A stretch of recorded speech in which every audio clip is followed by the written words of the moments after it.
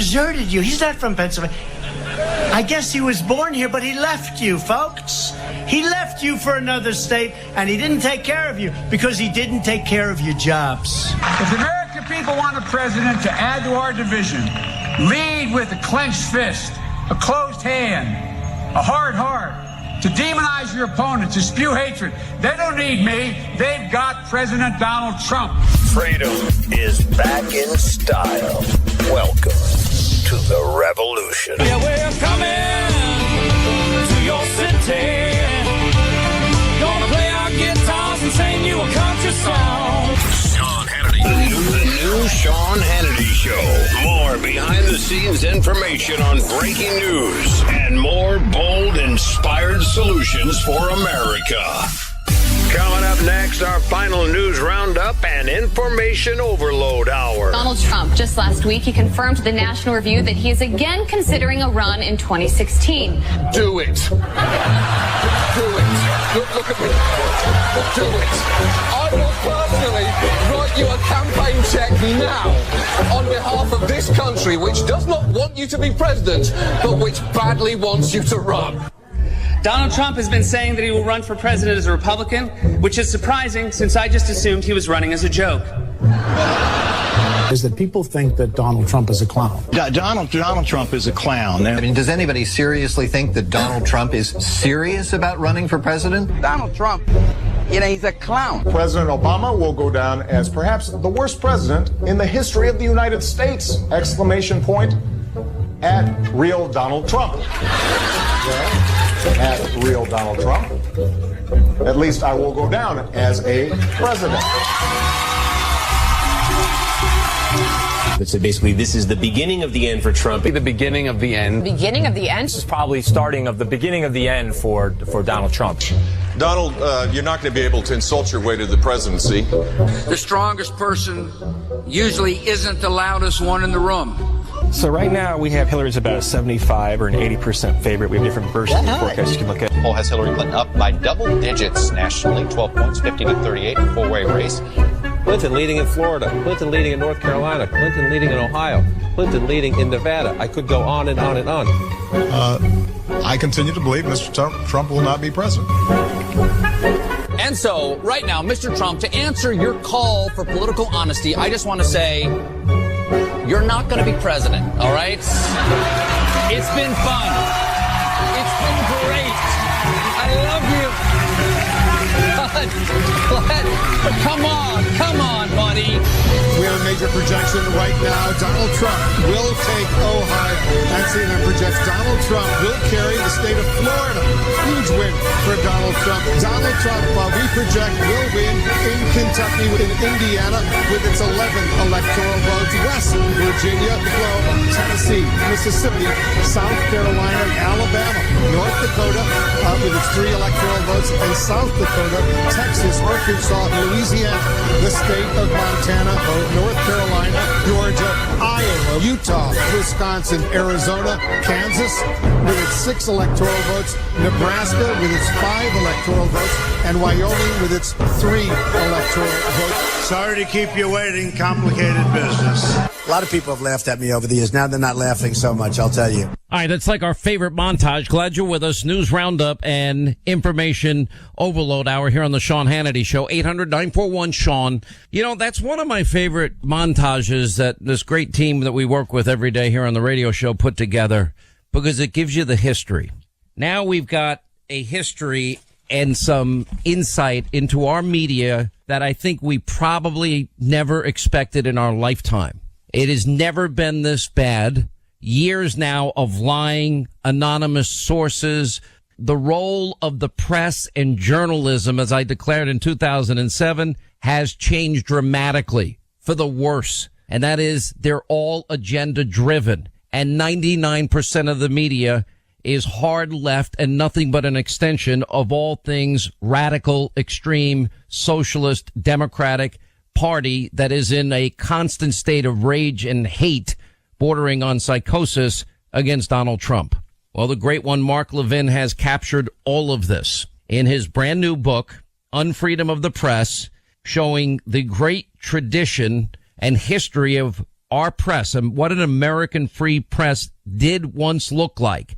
And now it's been denigrated into a standardless profession, squandering all faith and trust of the American people, abandoning every bit of press integrity and objective journalism. It's dead. The great one joins us. Thank me. How am I? Sean Hannity. Thanks for having me, buddy. I much appreciate this. Such an important topic as far as I'm concerned. Well, I got to tell you, the interview we did on Friday, there's so much more to get to, so I'm going to guide you a little bit in some of that direction. But there's a history of the press in this country that I think is important, and I want to start there. I want to end up to where we are now. Why don't you walk us through that history, because I know you spend so much time researching this. Well, I can't do the whole history. Let me be just concise about it. It's in Chapter 2.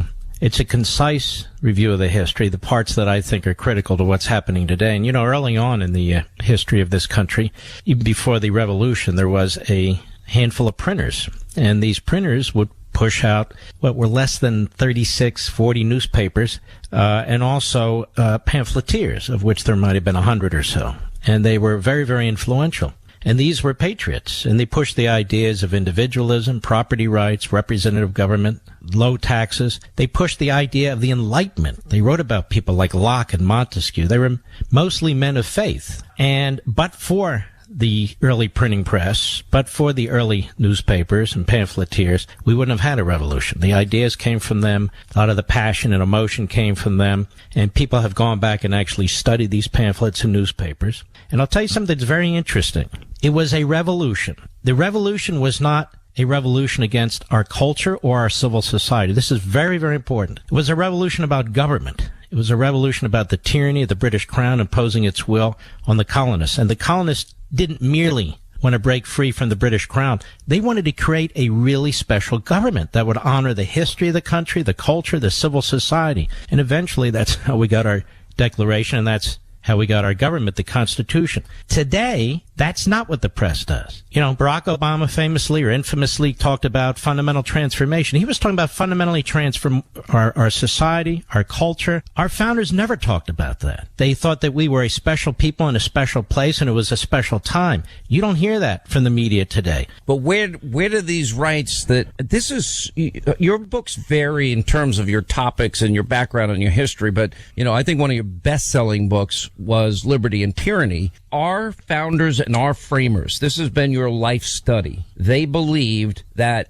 all of this was God-given, not man-given. You talk about the great pamphleteer, and you mentioned on the TV show Thomas Paine, common sense, or the guides and dictates of conscience irresistibly obeyed. We have no need for any lawgivers. But that not being the case, government in its best state, a necessary evil, its worst state, an intolerable one. That's what he was writing, the greatest pamphleteer of that time, 1776. And I'll tell you what's interesting about this, Sean. He was one of the later pamphleteers. He came to the United States just a few years earlier from Britain. There were pamphleteers before him. In other words, this revolution had built before 1776. It had built before there was a Second Continental Congress and the adoption of the Declaration of Independence. It had been brewing. It was in Boston. It was brewing in New York. Battles took place even before there was a Declaration of Independence. So it built to this. You had the printers, the early printers. They had to be rather nimble. They had to move because the British redcoats were trying to hunt them down. And I want to be clear about something. The British were brutal. They did torture people. They did kill them in horrific ways. Do you know almost half of the men who died during the Revolutionary War died on prison ships? They died on the British prison ships where they would have thousands of these men. They would starve to death. What they ate was rancid. They died in the most horrific ways. Approximately half of the men who died in the Civil War died as prisoners on those ships. After we had the Patriot press, that's what we call it, we had the party press. And that was in about the late 1700s into the beginning of the Civil War. And it really started with Hamilton and Adams on one side and Jefferson on the other, and then Hamilton and Adams went at each other very aggressively. But they were of the same party. And the party press was very transparent. You had many more newspapers then, after the founding, after the Constitution, during the presidency of Washington. They were vicious and they were brutal. But they said, as an example, the Arkansas Democrat Gazette, you can figure out what party was aligned with. The Arizona Republic used to be called the Arizona Republican, and there were many papers like this across the country. Again, transparent. They didn't pretend they were something they were not. Moving quickly to the beginning of the last century, the big progressive movement, latter part of the 1800s, early part of the 1900s, they decided, as they have with all government and economics, we need basically a handful of elites who are smarter than everybody else to determine what the news should be, to create a standard and a profession and push for objectivity. And of course, that objectivity, Sean, was what? It was laundered through the progressive ideology. And so this has been working its way through the last century, but now we come to today, or really the last 30 or 40 years, but especially today. What else has changed? We're back to a party press, but a one-party press. Not a two-party press. And there's simply no question when you look at the first chapter of my book, when you look at the surveys and the polls, and when you look at really the confessions of many prominent reporters and so forth, their ideology is almost monopolistic in the sense that it is progressive. They identify with the Democrat Party, and they believe in more and more social activism. All right, quick break. We'll come back. Mark Levin, the great one, with us on Freedom of the Press, Amazon.com, Hannity.com, and as of today, bookstores all around the country. This is perhaps the best book written, the definitive book written about the corrupt news industry in this country. I can't live without my morning cup of coffee. You don't want to be around me until I have my Black Rifle coffee in the morning. The best, the most delicious coffee, roast to order, that I've ever had in my life. You're guaranteed, by the way, they deliver it to your house, that you're getting the freshest premium coffee. Now, this is a coffee company that was built by veterans, first responders, American heroes. They actually made this coffee. They would import beans to Afghanistan and Iraq, and because they didn't like the government coffee, and they started to produce their own blends, and that's how Black Rifle was conceived. And not only do they hire first responders and vets, but they also donate some of their proceeds to first responder causes, veteran responders. And don't forget the Black Rifle Coffee Club. You just pick your perfect blend, the amount you want, and it'll show up at your door every month, hassle-free. And you also get discounts not available to other customers by joining their club. You don't pay to join the club, you just join it. But it's the best coffee you've ever had in your life. Once you taste it, you're never going to go back to any other brand. Now, if you want the best, the most delicious roast-to-order coffee sent right to your home, well, just go to blackrifle.com, blackriflecoffee.com/Sean. You get 20% off your first purchase. Now, I'm going to tell you something, and you can also spend probably 5 hours looking at their videos. They're off the hook hilarious. blackriflecoffee.com/Sean, 20% off. And you're supporting these brave men and women that put their lives on the line for us and their company that is producing the best product on the market. blackriflecoffee.com/Sean. Immigration, jobs, healthcare. The news you care about is right here. Hannity Watch is on.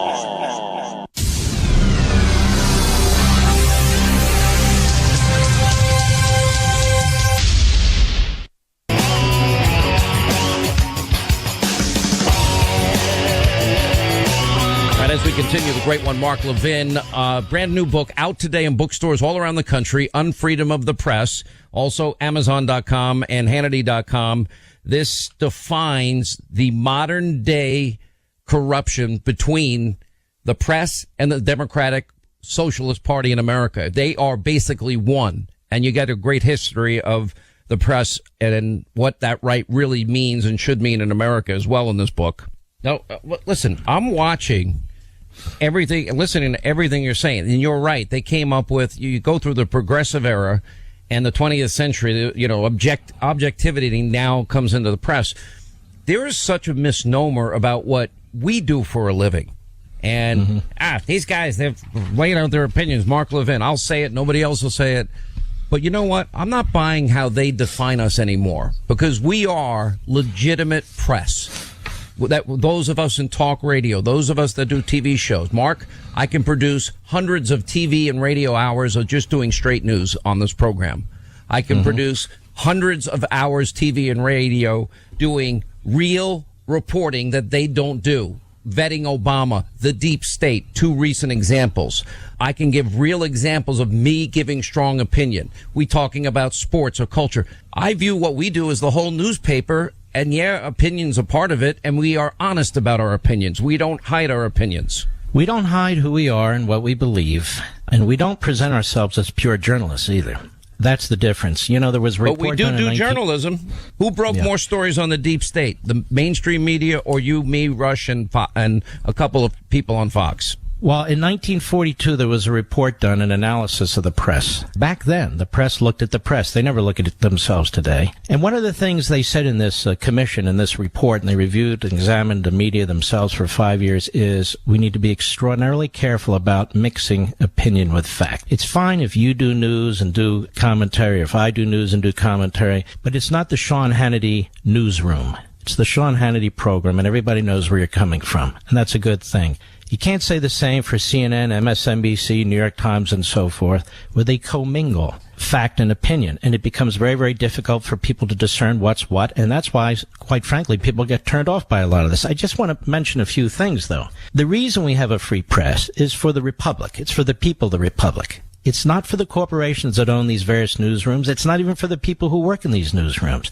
You need a free press to have a vibrant economic system, to have a vibrant governmental system, to have a functioning republic. We don't have a very free press today. We have a media. And the greatest danger to the free press today is the modern media. Because the modern media, as I said, is myopic in its ideology. There's not a dime's worth of difference between most of the media and the Democrat Party. One leads the other. It just depends which day it is. And social activism. That's not the job of the press. That's the job of political activists. You see more and more, and I point all this out in the book, this ancestral relationship between Democrats who work in the Obama administration or worked on Capitol Hill or wherever they work, moving into the media and vice versa. You see their family members working in various Democrat administrations. There are a few Republicans, nothing like the Democrats. And Sean, the real objective analysts of what's taking place today, like the Shorenstein Center in Harvard, they're not left, right. They're really just a think tank of sorts. They looked at the first 100 days of the Trump administration. I think they were shocked. They said 90% negative reporting at CNN, CBS, and NBC. 84% negative at the New York Times. Everybody way above 70%, except Fox was 48% negative. Which is part of the reason why the other media outlets attack talk radio, attack you, attack me, and attack Fox and lead boycotts. It's absolutely quite incredible. Well, stay right there. The book is phenomenal. I also have to congratulate you. It's now been, at least since last, Thursday or Friday, the number one best-selling book in the country on Amazon.com. It's called Unfreedom of the Press. It's up on Hannity.com, Amazon.com, and now today for the first day in bookstores all around the country. I hope you'll pick up a copy and maybe a copy for a friend. Well done book that exposes the absolute corruption and how the Democratic Party and the press are united. They even use the same words, manufactured crisis. More with the great one on the other side. This is the Sean Hannity Show.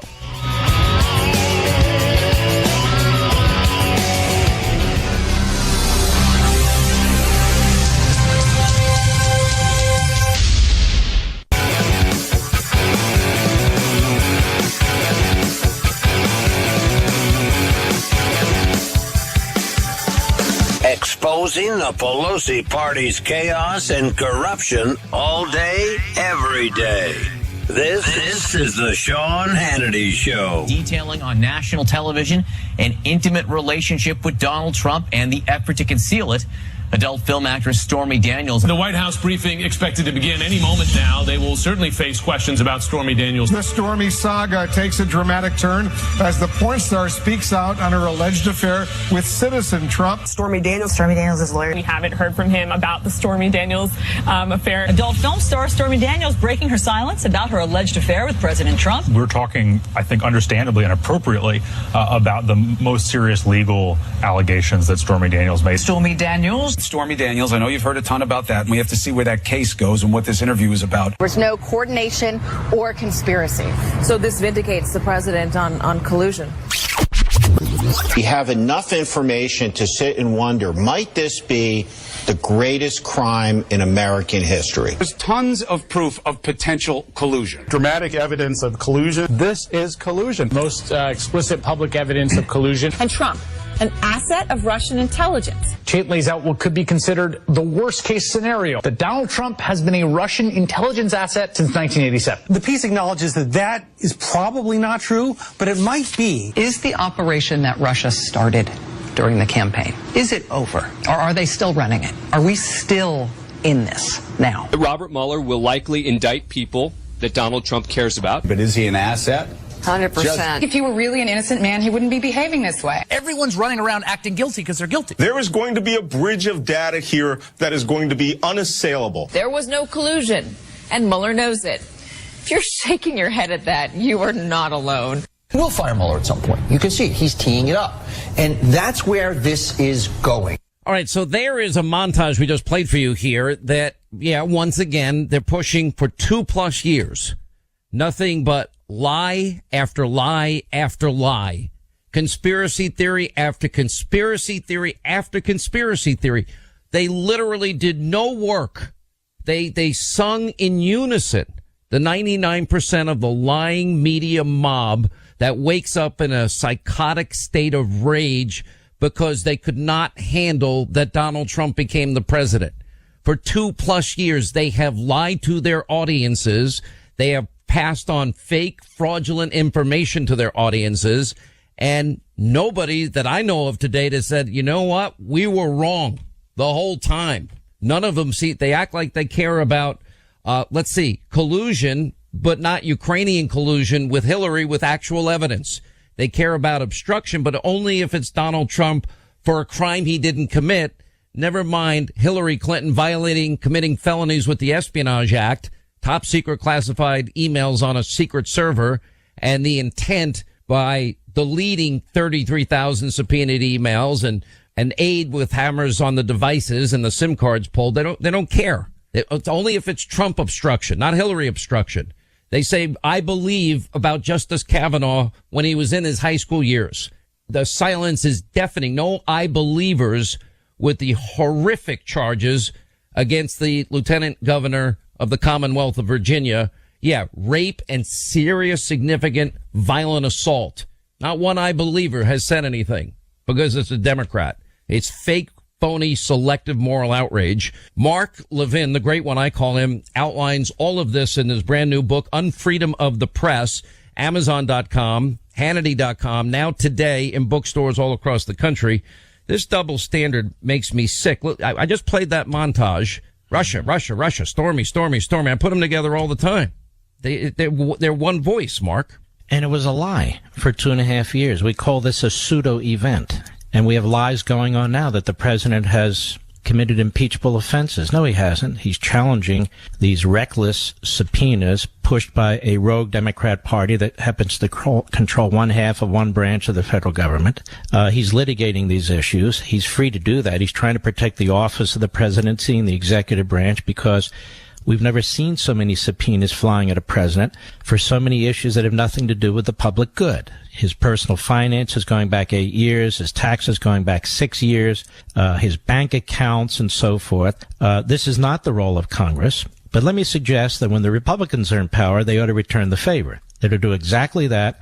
God forbid if it's Joe Biden, but if it is, we need his tax returns, but we particularly need information about Hunter Biden and all his activities overseas with Russia and the Ukraine. We need a special counsel, and the only way you can stop this politically is to do it to them. Now, as for the press, I want to ask you a question, Sean. If you're the paper of record, all the news that's fit to print, and the Holocaust is going on, and millions of Jews are disappearing in Europe, and you get eyewitness testimony, there's other newspapers covering it, you're the biggest newspaper in the United States with the most resources, and you're a Jewish family that owns this newspaper, would you push that story to the back pages or rarely cover it? It shocks the conscience, Mark. No.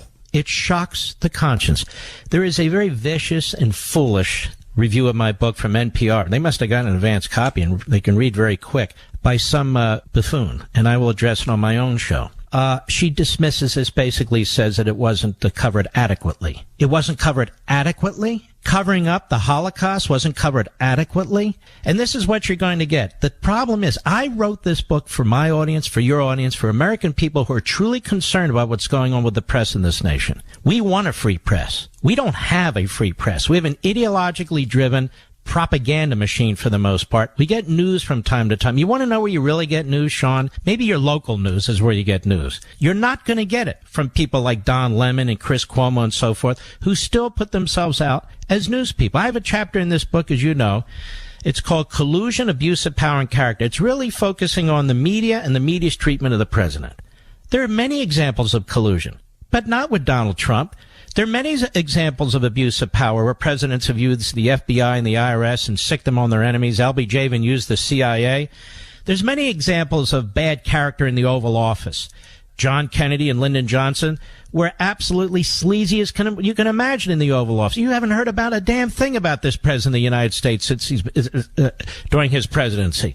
And I go through how the media protect individuals they agree with, and then they go after individuals who they disagree with. Trump was not supposed to be president. Trump became president. The media is furious because they sided with the other side. The media, we talk, we shake our heads on it. Look at these police state tactics of the Obama administration. The media won't cover them because they're involved in them. The leaks have been made to them. So they're participating in these things. It's the lowest point of journalism in this country, I believe, ever. You've got a media that pushes propaganda, that manufactures events. You have a media that is clearly in the Democrat Party's side, that pushes a progressive agenda and is social activist, as opposed to the Patriot media that admitted what it was, that was promoting things that undergird our republic and liberty and individualism and all these other things. And you have a media that believes in the fundamental transformation of the people of this country and the society and the culture, as opposed to a media that is a watchdog on government. This media loves the bureaucracy. This media loves unelected judges, as long as they're appointed by Obama and do the things that they want them to do. They have no problem with the criminality and unethical activity that took place at the highest levels of the FBI. They don't even question it. They have no problem with the lies that were told a FISA court. They could care less. They're on to the next phony issue. The fact that it never, and people ask me, well, when are they going to admit they're wrong? I said, well, when do you think hell's going to freeze over? They never will. And you see already they're making their transition. And now it's, okay, we didn't get what we wanted. I think this all goes back to when we started this hour and all the predictions about Trump and the possibility of him winning the presidency. They didn't believe it. Even on election day, you know the story. We get the exit poll numbers. I usually share my numbers with you as soon as I get them, right? Every election day. Mm-hmm. And they went on the air with their coverage at 5:30, 6 o'clock Eastern, and they were happy. They were giddy because they read Donald Trump didn't win a single state. Nothing. Not North Carolina, not Florida, not Ohio, not Pennsylvania, Michigan, Wisconsin. That didn't happen. And so they were just happy. They beat him. They won. And then the night goes on, Mark. And then the reality sets in. And then Donald Trump gets the call. A whole new world opened for them. And they've never gotten over that. And I don't think they're getting over the Mueller no collusion, no conspiracy issue either. No, and here's the problem. They're prepared to disenfranchise 63 million Americans. I looked at this reprobate Nadler today in his hearing as chairman of this committee. He's way over his head. But he actually declared that the president had committed crimes. I want you to think about this. He declared that the president had committed crimes based on what he read in Volume 2 of the Mueller report. Even those prosecutors didn't say that. Then he cites 900 former federal prosecutors who had nothing to do with the case, when there are thousands and thousands of former federal prosecutors that didn't sign any letter. He has truncated his process on Capitol Hill rather than trying to work out differences with the executive branch so they don't have to have these constitutional battles. He files subpoena after subpoena to create these battles for the purpose of trying to create an impression that the President of the United States is obstructing Congress. And everything Nadler says and does is basically written down or regurgitated by most or the vast majority of media outlets in this country. And this is the problem, this association between the Democrat Party and the progressive ideology and their agenda and the media in this country. And now, if you criticize the media, they claim that you're attacking freedom of the press. No, they're attacking freedom of the press. We want a free press. What we're attacking is the people who are abusing their roles and they're not reporting news. What do they expect us to do? Just sit here? I guess so. And digest the very everything things they say they hate, which is us. Mm-hmm. They hate what we do. We're honest about what we do. Go ahead. Sorry. I want the public to understand this book is not written for CNN. even though Brian Stelter there attacked my book even before he got it. He has a nickname. We call him Humpty Dumpty. Go ahead. Well, that's the nicest nickname. This book isn't written for this person at National Public Radio who writes this long, incoherent piece with her cheap shot. It's not written for her. It's not even written for the media at large. It's written for the American people. Remember what the colonists did. Remember the beginning of this country. They talked to each other. They shared information with each other. They decided how they wanted this country to go forward. And let me tell you something, Sean. People say, well, what are we going to do about it? You're already doing things about it. The only reason the New York Times exists today is because a billionaire telecommunication magnate in Mexico bought 17% of it to help prop it up. The only reason the Washington Post exists today is because Jeff Bezos bought it for $250 million because it was going under. CNN has no ratings. You're going to see more and more of this. And what are the alternatives? Not only talk radio and so forth, but technology creates the alternatives. You go to the internet. The reason why the Democrats and the government want to get control of the internet, they call it net neutrality, which means the opposite of that, of course, is because they don't want us communicating with each other. And I understand we have problems with these tech companies, but the fact of the matter is there's still good news organizations you can find, good bloggers you can find, smart people. You don't need to be fed this stuff by government radio, government TV, NPR and PBS, CNN, by relatively low IQ Democrat activists, MSNBC, radicals on the left. You don't have to commit yourself to that. And the New York Times, I don't know how any entity stays in business that purposely covered up most of the Holocaust and purposely covered up Stalin wiping out the Ukrainians in 1932 and 33. Oh, well, we know we didn't cover it adequately. Are you kidding me? Can you think of any other business that would be called the iconic news organization that you would want to work for? Wouldn't you want to stay away from it? Anyway, well, I haven't learned, Mark. They have missed the biggest political corruption, abuse of power scandal, I think, in at least 100 years. Maybe Sean, they helped perpetrate it. They were willing accomplices. That's listen, right. Remember what I said? They're social activists. They are involved in pushing this. They push the Russia collusion. They push the obstruction ideas. They gave voice to the leaks coming out of the prosecutor's office. They give voice to the leaks coming out of the intelligence committees. They are participants in this process. So when people say, when are they going to apologize? They're never going to apologize. They are the activists. They are the social activists who believe that they are right, that they are morally superior, that you and I are plebes. We're just too stupid to understand. I mean, after all, we voted for Trump, and they have as their goal to fashion society like good little progressives. I can't put enough emphasis on how good this book is by the great one, Mark Levin. It's a must read. You're going to learn and absorb so much in it, which is typical of every Mark book. It's called Unfreedom of the Press. It's on Amazon.com. It is on Hannity.com. It is in bookstores now as of today everywhere. And you're going to want to get a copy. Great one. By the way, congrats. You're number one in your time slot at Fox. We still stay number one in prime time during the week. Thank God. And, we're lucky to have this great audience that gives us this opportunity every day. We're very blessed by God to live in the greatest country God gave man. I'm thankful for your friendship, and I'm thankful for the patriotic Mark Levin. We need you. Thank God for you. You're like a brother to me. Everybody knows this. And thank God you're right for our patriots in the audience. And together, we will overcome. Together, we must overcome. Amen. All right. Thank you. Unfreedom of the Press, the great one, Mark Levin.